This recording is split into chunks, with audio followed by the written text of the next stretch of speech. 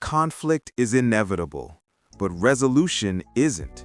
These 4 words I'm about to reveal in this video have saved many marriages on the edge of collapse. Quickly, let me ask you this. Have you ever found yourself in a full-blown argument with your spouse over socks on the floor, or what to have for dinner, or something so minor that when you look back, you can't even remember why it hurt so much? Yes? Then you already know, most fights in marriage aren't about what we think they're about.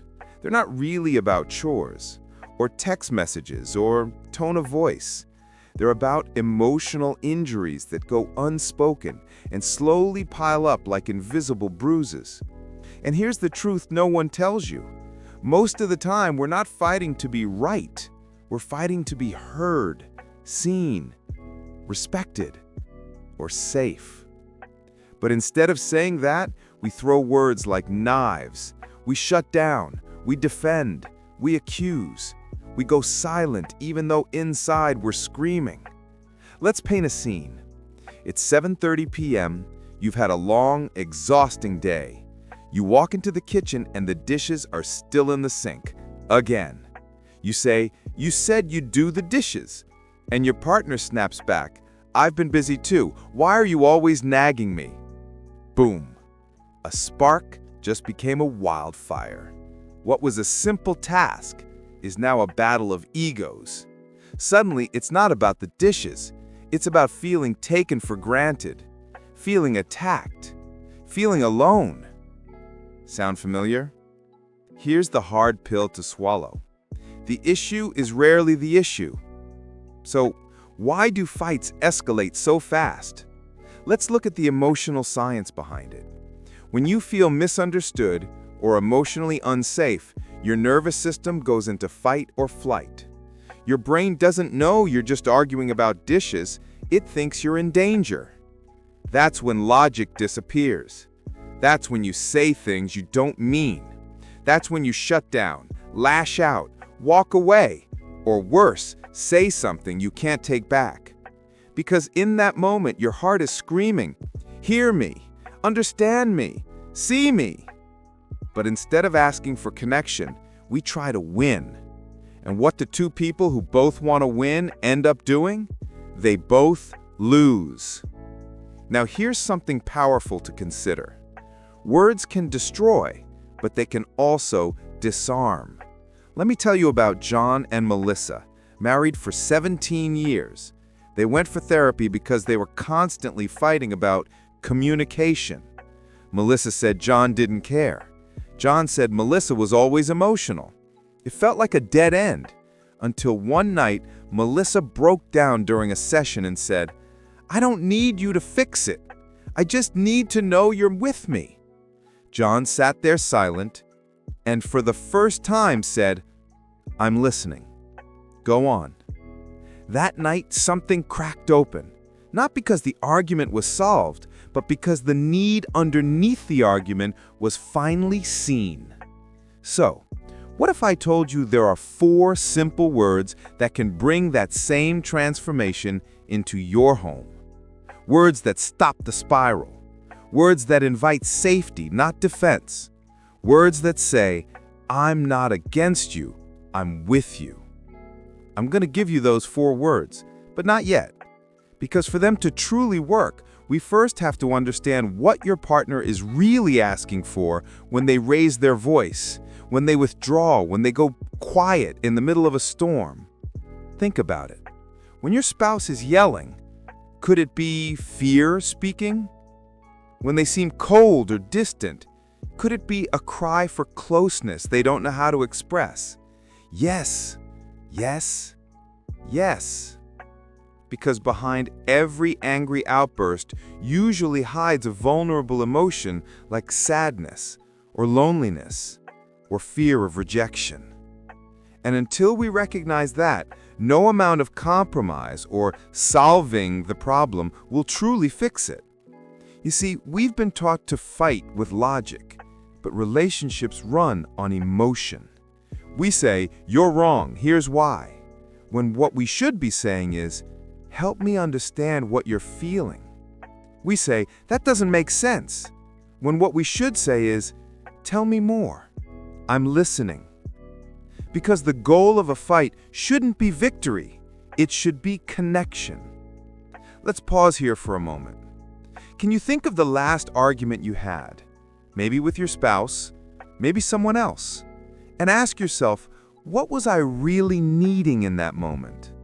And did I say what I needed? Or did I fight because I didn't feel safe enough to say it? Or just concluded they wouldn't even listen? This is the hidden cause of most marital breakdowns. It's not cheating, it's not money. It's emotional disconnection. That invisible wall that grows every time you feel misunderstood, unheard, or dismissed. But the good news, that wall, it can come down.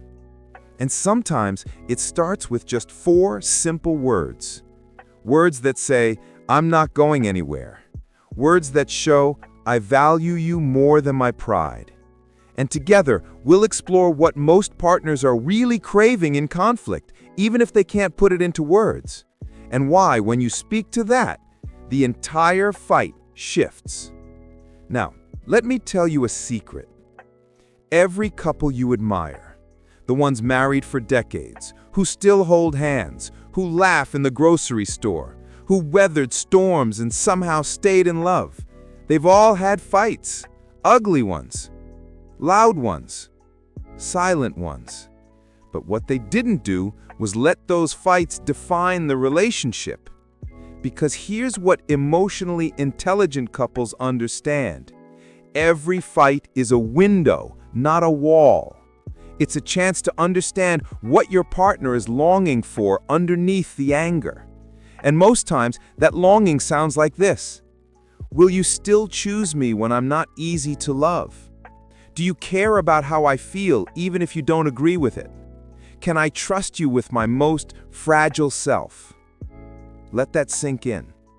Under every sarcastic jab, under every dramatic exit, under every "you just don't get it," there's a question waiting to be answered. And if you can listen for that instead of just reacting to the noise, you stop fighting against your partner and start fighting for the relationship.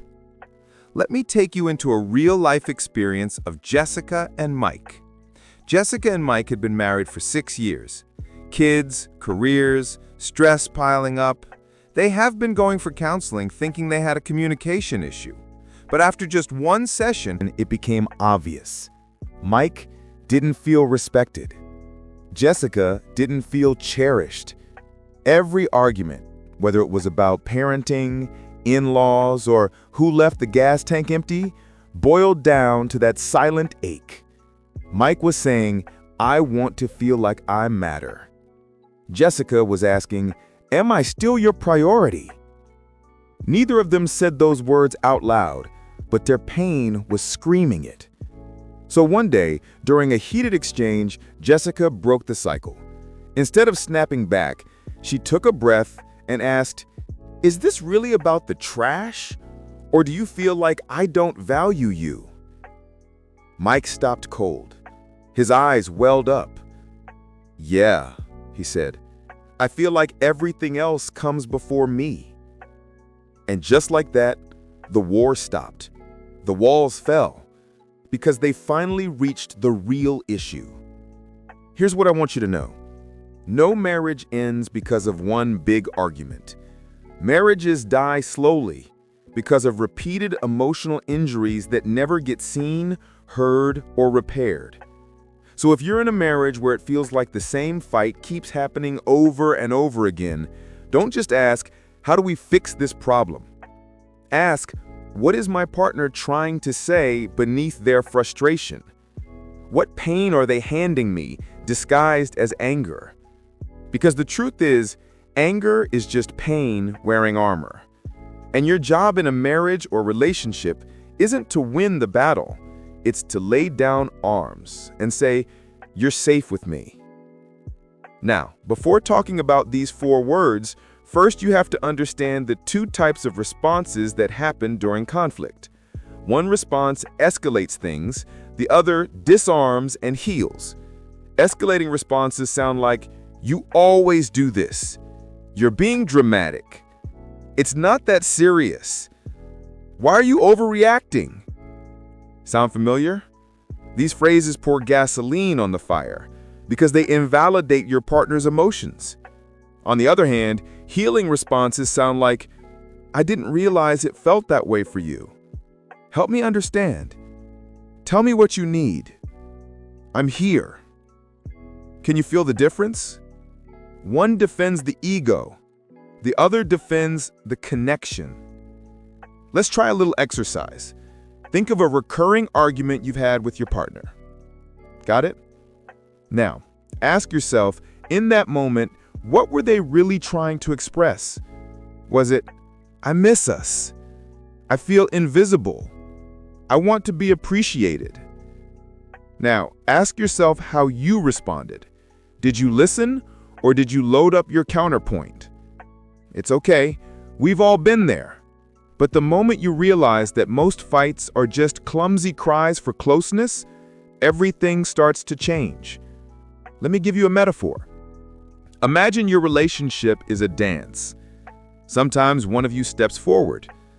Sometimes one steps back. Sometimes you both step on each other's toes. But the goal isn't perfect choreography. It's staying on the floor. The only way you lose is if you stop dancing. And those 4 words I keep teasing, they are the invitation to dance again, to soften the room, to say, I want to reconnect even though we're hurt. Because if your partner sees that even after a fight, you still reach for them, that's where the magic is. So what are these 4 words that heal almost any fight? The 4 words that, when spoken from the heart, can break walls, soften resentment, and invite safety back into the space between you. They're not magic. They won't undo betrayal or fix years of silence overnight, but they do create a doorway, a shift. So here are the words. I'm listening. Help me. Let me repeat that again. I'm listening. Help me. They don't sound profound at first glance, but when spoken during conflict, not as a strategy to manipulate or win, but from a place of surrender and sincerity, they change the atmosphere. Because here's what those words are really saying. I'm putting down my defenses. Your pain matters more than my pride. I want to understand instead of being right. I want to love you better. That is powerful. Let me walk you through what happens when you use these words. Imagine a fight is escalating. Your partner is angry, emotional, maybe even yelling. Your instinct is to match that energy. Raise your voice, defend your intentions, point out how they're wrong.